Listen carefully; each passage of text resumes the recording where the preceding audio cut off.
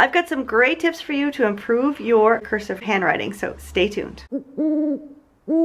Hello and welcome back to my channel. Today we are going to continue on with the back to school theme. Last week we talked about planning your back to school and keeping organized the first few weeks of school. Today we are going to talk about how to improve your cursive handwriting in your planner, or in general. Now, I love the back to school season, not only because there's tons of school supplies, pretty pens and papers and notebooks. It's a planner girl's dream. But I get bit by the learning bug every year and I want to learn something new or improve on something that I've already learned. So this year I've been working on my cursive writing a little bit. Back to school is a great time to work on your cursive writing. I've also heard that a lot of schools are no longer teaching cursive writing in schools, and I think that is so sad. I love cursing, it's so pretty. So let's not let cursive die.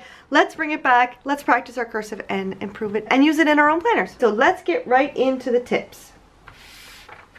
My first tip, I'm going to send you to part 1 in this little series, and it's improving your handwriting in general. There's a lot of tips in that video that will help you with any handwriting, but they will give you a basis that you can build on with the rest of the tips in this video. Even if you've already watched that video, I suggest that you watch it again, but this time with cursive handwriting specifically in mind. One of the main tips I give in that video is to practice, and I'm going to repeat it again. Practice. Maybe doesn't make perfect, but practice makes good enough, and it's the only way to improve. You have to put in the time to be able to improve on anything. My next tip is to relax. I don't know how many times I was practicing and my hand was so tight on my pen, and I wasn't really stressed, but I just wasn't relaxed. And cursive needs to flow, so you need to have sort of a relaxed hand to be able to flow and write. Let it be flowy, let it be pretty. When your hand is all cramped up, you're just gonna get like tight little dark hard letters and there won't be any flow to it. So just try to relax. It was really hard for me actually to relax my hand to be able to write. I'm a recovering perfectionist, so I was just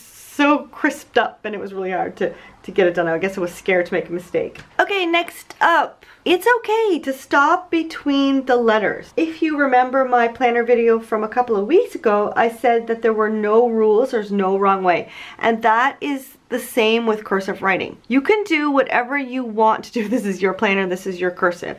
Stopping between letters to take a break, to sort of figure out where you're going next, is a great way to practice. So it's okay to stop and get your bearings, look at what letter's coming up next, where you want to start it, and how you want to keep going. If you are using a pen that bleeds and you leave it on the paper, then just lift it up and then go back down and start your next letter.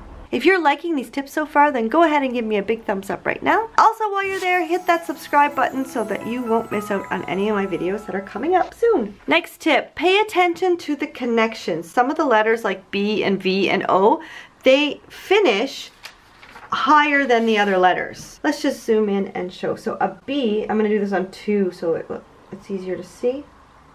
It ends up here, right? So you want to know where you're going to start the next letter. Once you know, it's easy to keep the flow, but you just have to know for each letter where you're going to start. So you'd start an A up here. You'd start an E maybe here. Instead of going from the bottom, you're going to start your A at the top.